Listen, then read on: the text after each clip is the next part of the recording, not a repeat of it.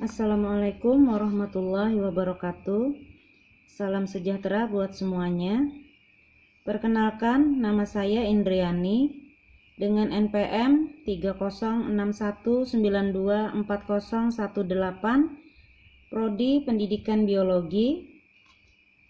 Di sini saya akan menjelaskan tentang metabolisme karbohidrat dalam tubuh tumbuhan, proses translokasi asimilat, dan mekanisme asimilat unsur hara.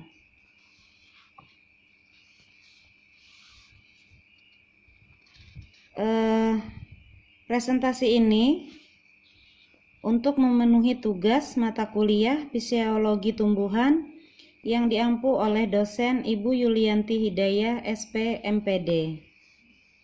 Langsung saja kita ke materi.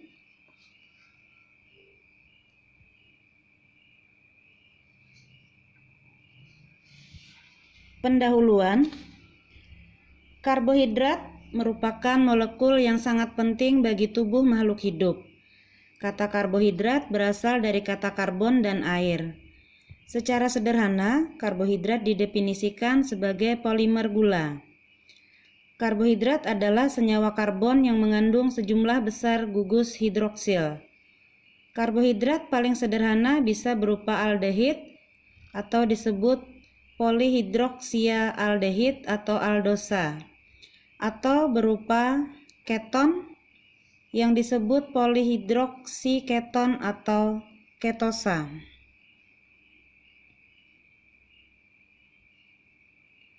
Metabolisme karbohidrat.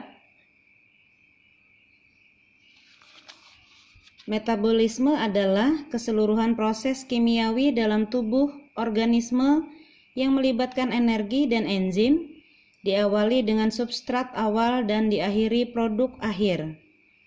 Metabolisme dapat digolongkan menjadi dua, yakni proses penyusunan yang disebut anabolisme dan proses pembongkaran yang disebut katabolisme.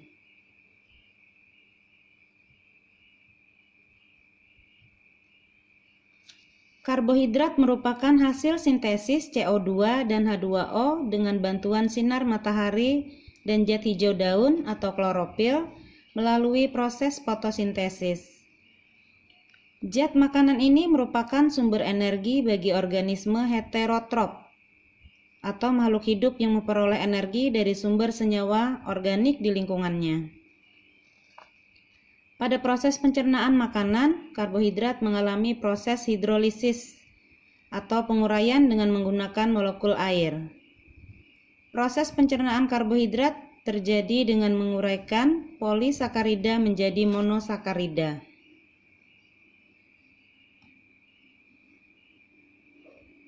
Nah, di sini ada gambar yang menjelaskan tentang lintasan utama metabolisme karbohidrat. Bisa dilihat pada gambar.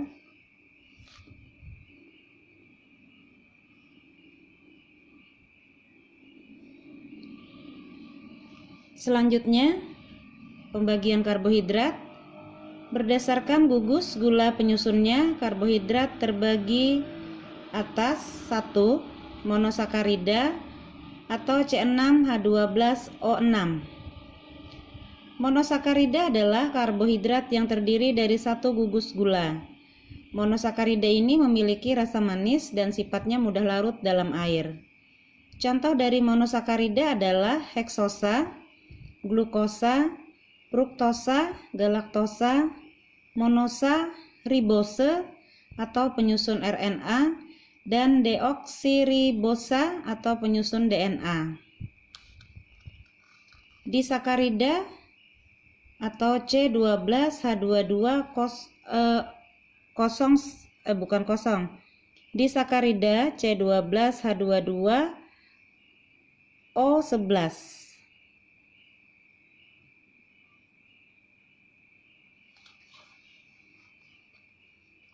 Disakarida adalah karbohidrat yang terdiri dari dua gugus gula, sama seperti monosakarida. Disakarida juga memiliki rasa manis dan sifatnya pun mudah larut dalam air. Yang ketiga, polisakarida atau C6H11O5. Polisakarida adalah karbohidrat yang terdiri dari banyak gugus gula dan rata-rata terdiri dari lebih 10 gugus gula. Pada umumnya, polisakarida tidak berasa atau pahit dan sifatnya sukar larut dalam air.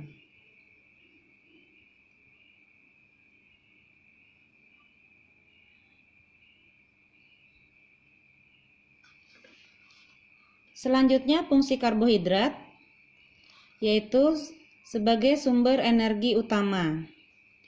Berperan penting dalam proses metabolisme, menjaga keseimbangan asam dan basa dalam tubuh, dan pembentuk struktur sel, jaringan, serta organ tubuh. Membantu proses pencernaan makanan dalam proses pencernaan. Jadi, pengertian metabolisme karbohidrat adalah suatu proses reaksi secara mekanis dan kimiawi karbohidrat di dalam tubuh makhluk hidup menurut Rees dan Mitchell tahun 2002 90.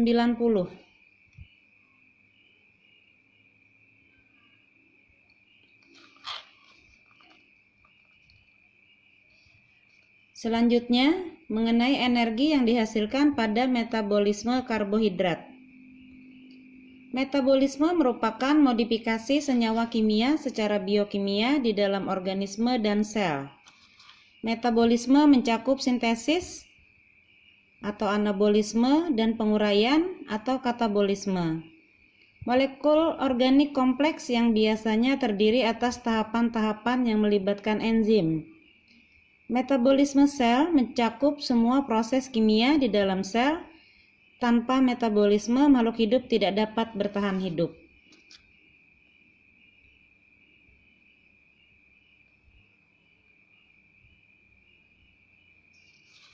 Yang terakhir, kesimpulan dari materi yang saya sampaikan ini. Metabolisme karbohidrat adalah proses yang mencakup sintesis atau anabolisme dan penguraian atau katabolisme molekul organik kompleks. Glikolisis merupakan jalur utama metabolisme glukosa agar terbentuk asam piruvat, dan selanjutnya asetil CoA untuk dioksidasi dalam siklus asam sitrat atau siklus Krebs. Glikogenesis adalah lintasan metabolisme yang mengkonversi glukosa menjadi glikogen untuk disimpan di dalam hati. Jika glukosa dari diet tidak dapat mencukupi kebutuhan, maka glikogen harus dipecah untuk mendapatkan glukosa sebagai sumber energi. Proses ini dinamakan glikogenolisis.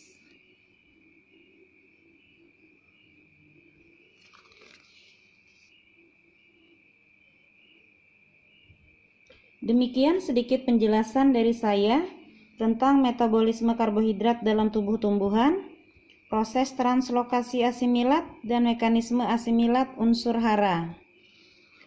Saya ucapkan terima kasih atas perhatiannya dan mohon maaf atas segala kekurangan dan keterbatasan saya. Saya persilahkan kepada teman-teman kalau ada yang ingin bertanya tentang materi ini. Akhir kata, wabillahi taufiq wal hidayah. Wassalamualaikum warahmatullahi wabarakatuh.